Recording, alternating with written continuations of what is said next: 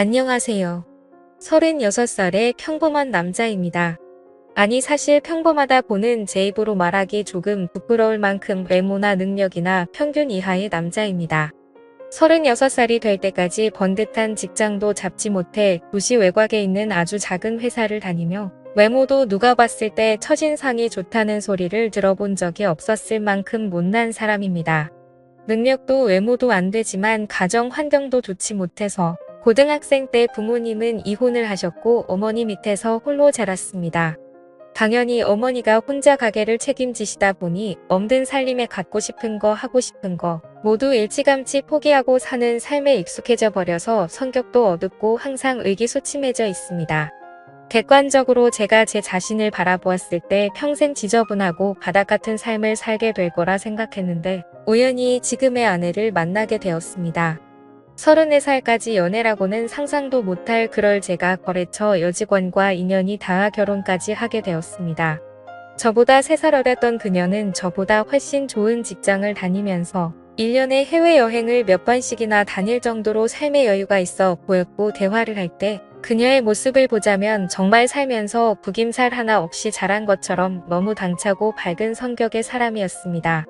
물론 제가 아내를 마음에 담아두고 있었지만 차마 고백하는 것조차 아내에게 신뢰가 될까봐 몇 개월을 짝사랑만 하다 우연한 계기로 연애까지 이어지게 되었습니다. 처음인 연애였고 제가 오랫동안 짝사랑하던 그녀와 하는 연애라 정말 서투르지만 온 정성을 다해서 아내를 사랑했습니다. 아내는 그런 헌신적인 제 모습이 좋았는지 서로 나이도 찾겠다. 바로 결혼 이야기가 나와 상견례까지 이루어졌습니다. 저희 어머니께서는 상견례 소식을 전하니 정말 장하다고 눈물까지 보이셨습니다. 나이가 꽉 차서도 여자의 이야기라고는 한 번도 말씀드린 적이 없었으니 어머니께서는 내심 제가 장가는 못 간다 생각하고 계셨나 봅니다. 너무 기뻐하시는 어머니 모습을 보니 정말 큰 효도를 해드렸다는 생각이 들더군요. 물론 처가가 되려는 집에서는 저를 무척이나 반대를 했다고 합니다. 제가 직접 들은 이야기는 아니지만 아내가 결혼을 허락받기 위해서 정말 힘들게 부모님을 설득했다고 합니다. 어찌어찌 설득을 시켜서 상견례 자리까지 모시고는 왔는데 자리에서 저와 저희 어머니를 한번 쓱 훑어보시고는 식사만 하시고 자리를 훌쩍 드시더라고요.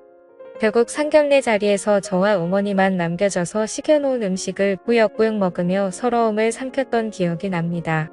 마지못해 허락한 결혼이라 결혼식장에서는 처가집 식구들도 오지 않았습니다.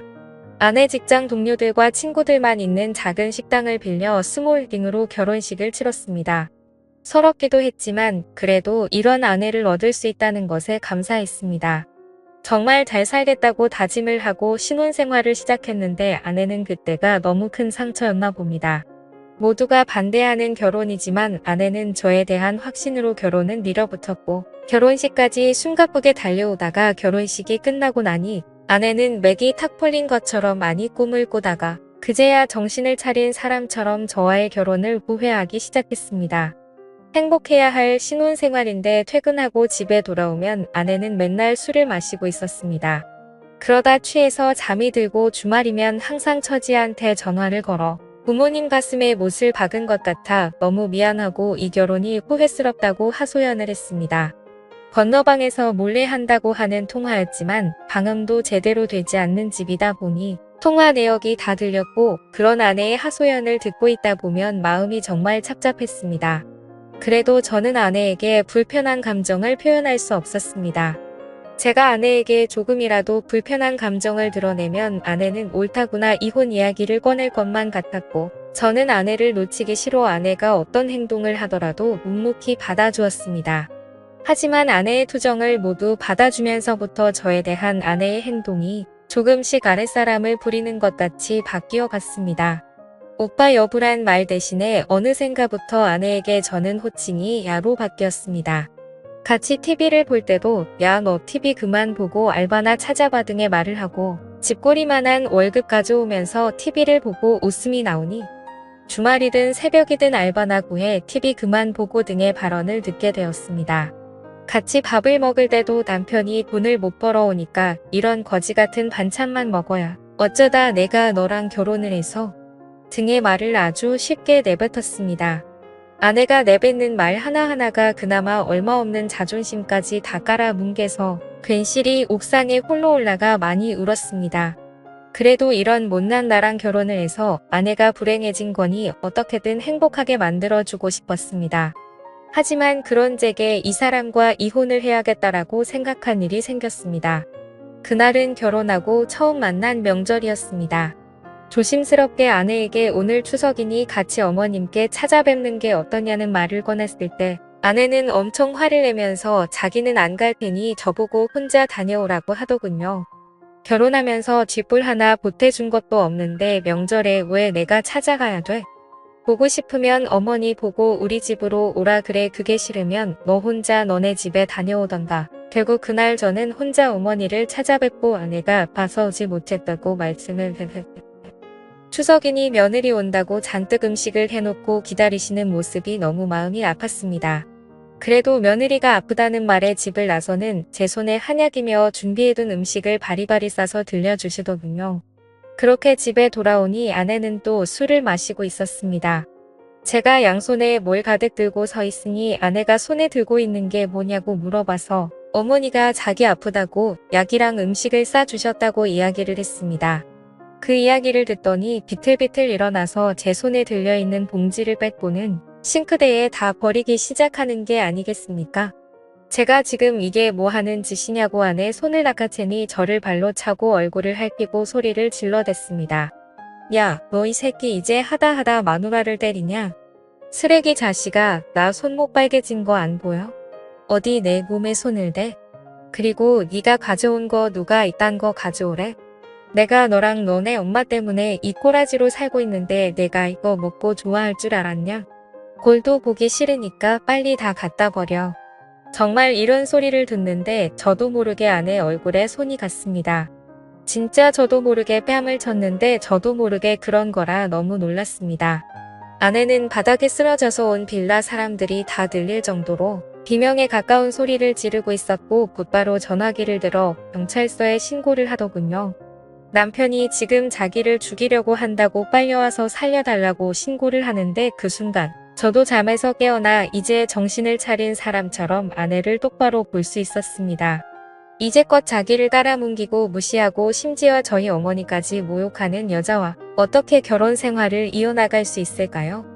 이미 아내는 저를 남편으로 생각하지 않는데 제가 더 노력한다고 해도 바뀌지 않을 상황이라 깨달으니 차라리 마음이 홀가분해졌습니다.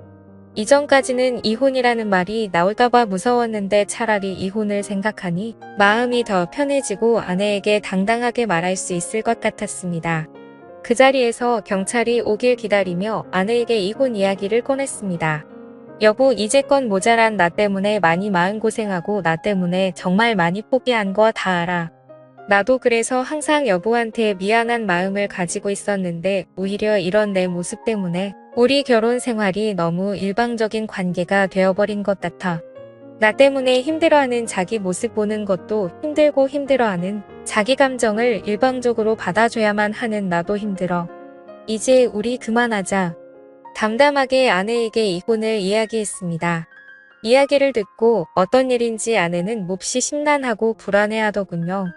한참을 그렇게 불안해하다가 곧이어 경찰이 오니 아내는 맞은 사실이 없고 홧김에 전화를 한 거다 번거롭게 해드려 죄송하다며 경찰들을 돌려보냈습니다.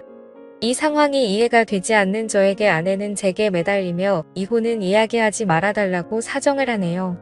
다 버리고 제게 왔는데 네가 날 버리면 어떡하냐며 이혼하면 죽어버릴 거라고 이야기를 하는데 저는 그런 아내의 모습이 순간 소름 끼쳤습니다.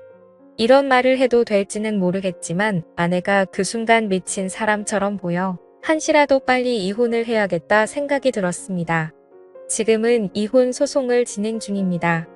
합의가 도저히 되지 않고 횡설수설하는 아내 때문에 소송을 진행 중에 있고 그동안 제게 했던 폭언과 폭행으로 인해 상해에 관한 증거들을 모으고 있습니다. 아내에게 연락이 와 듣기로는 아내의 집과도 연이 끊겨서 못 오가도 못하고 지금은 친구 집에서 지내고 있다는 소식을 들었습니다. 정말 한때는 목숨이라도 바칠 수 있을 것처럼 사랑했던 사람이었는데 어디서부터 잘못된 건지 모르겠습니다.